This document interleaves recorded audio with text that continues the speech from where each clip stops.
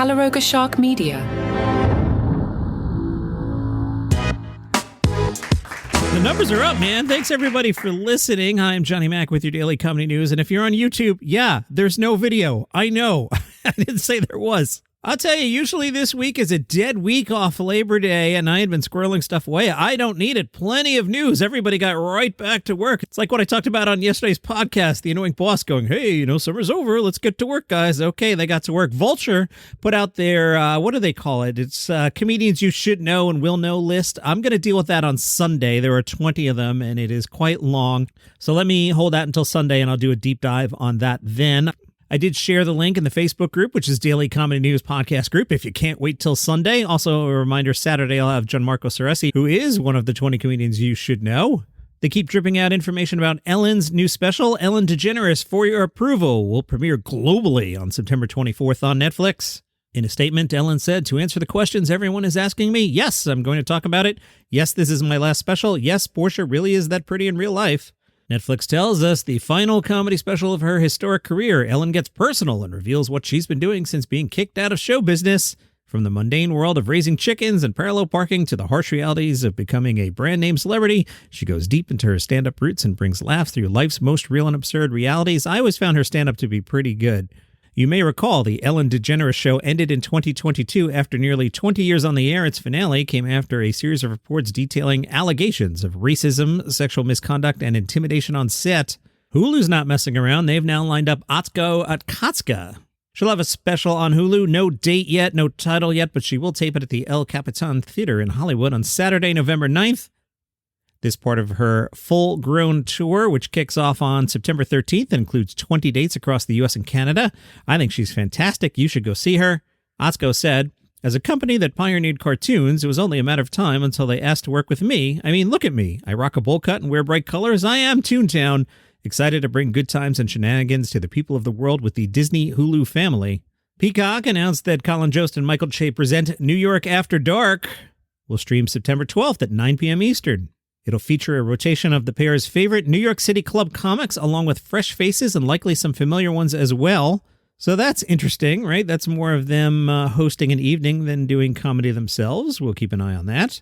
That Saturday night movie made its premiere in Telluride. People seem to really like it. Deadline wrote, a top director once told me 90% of the success of movies is casting.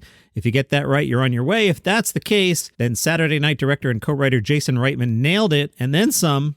With a killer ensemble of more than 80 speaking roles helping to bring the life to film, this is a masterful movie comedy firing on all cylinders. Wow, I'm excited to see this one. With no time to breathe and its tight 103-minute running time, I have to do some math here. So that's 60 and 43, an hour 43.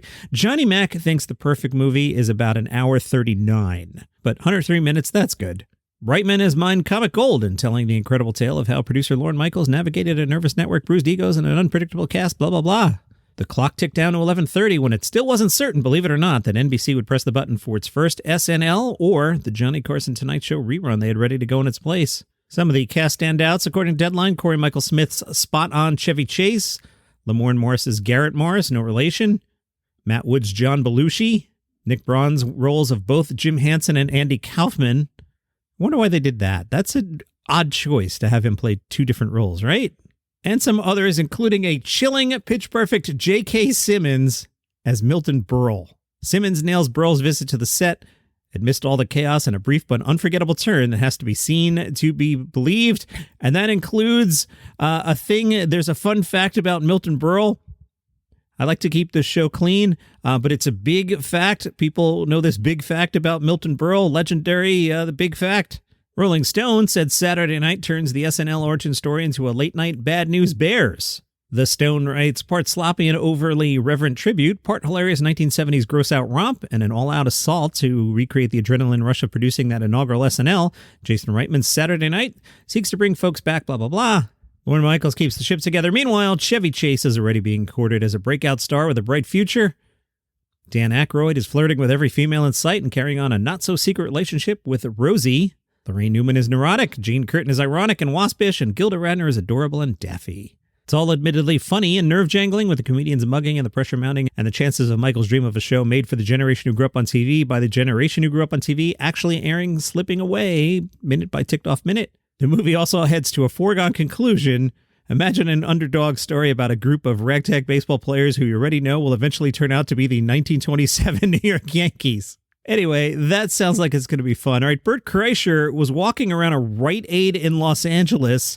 I guess he found the shelves pretty empty. He tweeted a video, and yes, the shelves are pretty empty.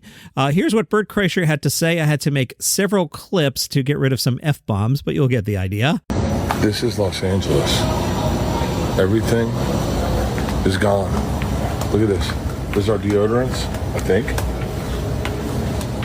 This place is going, I mean, this looks like it's been looted, and I guess thieves just come in and take whatever's expensive and just walk out with it.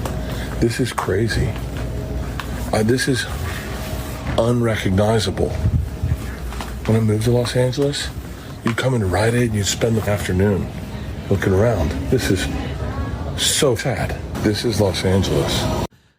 On Gossip Corner, Adam Sandler, his wife and daughter dine at Goldberg's world-famous deli in Millburn. I saw this story in one of the local papers, and I'm like, world famous? It's not even the most famous deli in Millburn.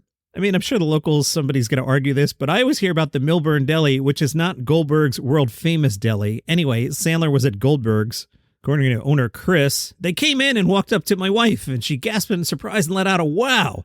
She thought she was keeping her surprise on the inside, but she was not, and who'd be able to?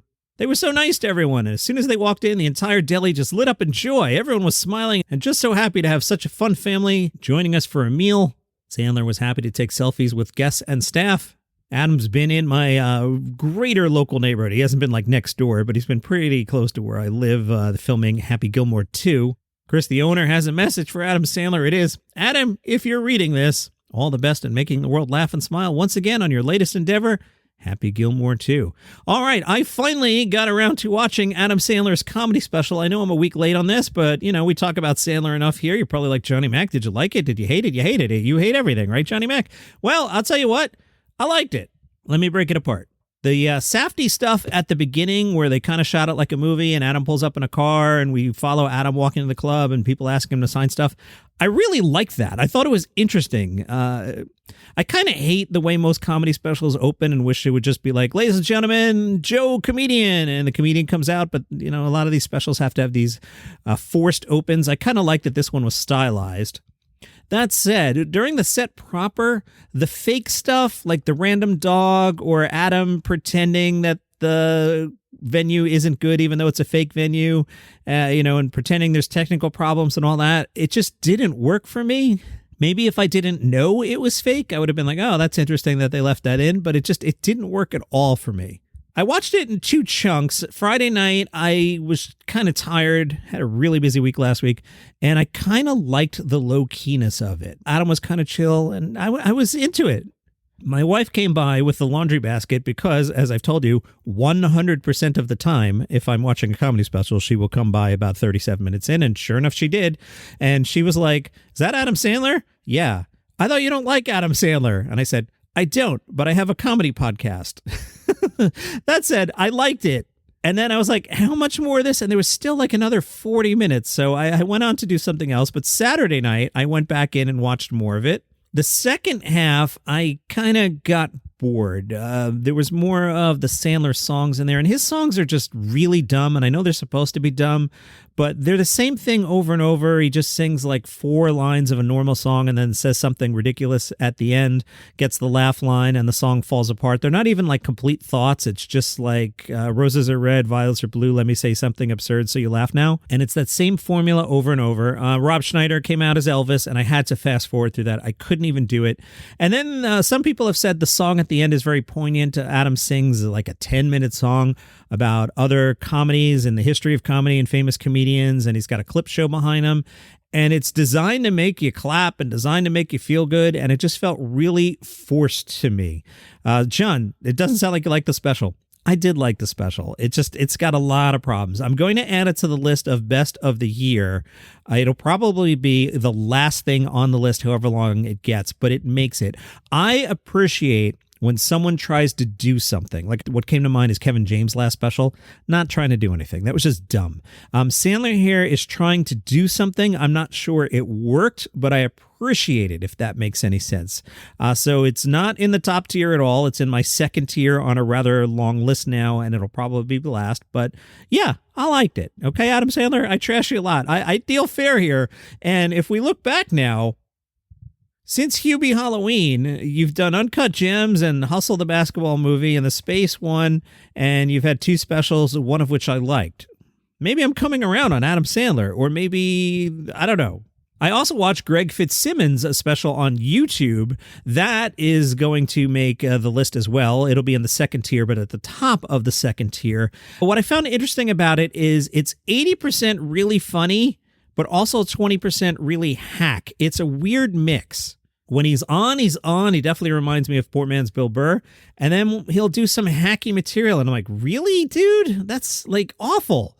Which one did I like better? Fitzsimmons is better than Sandler, for sure. I have not watched Phil Wang yet. That was my plan for Tuesday night, so I'm sure my wife is planning on doing laundry about 37 minutes after I hit play on Phil Wang. Chortle saw it. Spoilers coming up here. They gave it... Spoilers? Are you gone? Okay, 3.5 stars out of 5. Phil Wang opens with the main difference between white people and Chinese people. Straight out of the gate, doesn't even say hello. But Chortle tells us don't expect any hack material or edgy race-based content from this mild-mannered comedian. Later, he tackles the N-word in rap lyrics and the concerns most non-black people have in singing along. His solution takes potential offense and makes it cozy, typical of a comedian. So physically soft, he confesses to injuring himself on bread. Complaints about having to do everything himself when flying seem lightweight, but end with a more distinctive payoff, calmly dismissing a task that he doesn't want to take on. It's the closest the composed comic ever gets to snapping.